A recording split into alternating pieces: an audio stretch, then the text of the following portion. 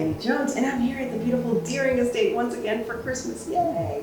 And I wanted to share with you some quick and easy Victorian, vintagey, farmhouse, whatever you guys want to call it, to get more hits on this video.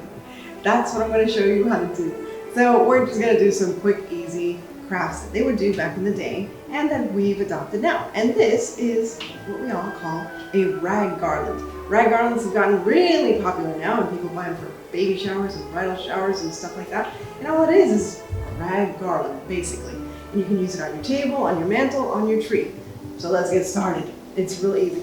All you have to do is get some like rope, any kind of rope. It could be this kind of rope, the white kind of rope, or you know, the regular brown rope. That's fine. You can use twine, whatever it is you want to do. Ribbon as well. And then you're going to get to your fabric scraps. You can buy fabric scraps, they're already all cut up, but you know, I took the time to cut these up myself. And all I did is make sure that all the you know, the rags are more or less the same size. And I also used pinking shears here on the side so it wouldn't fray and fall apart. And all you're going to do is take your rope, and I do this on the train. Yes, I do this on the train. And just gather it, fold it in half.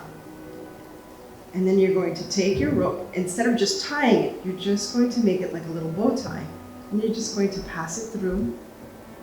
And there you have it. See, it looks like a little bow tie. Now you can tie it the regular way, and I'll show you here what it looks like, but it kind of looks a little messy. I don't know, I like it this way better. So this is the other way. See how it goes like, I don't like it. So let's just keep doing it the other way. And I'll show you one more time. And it's very easy. Kids can do this. This is a great craft to do with your kids. It's also a great craft to do for your older people in your family.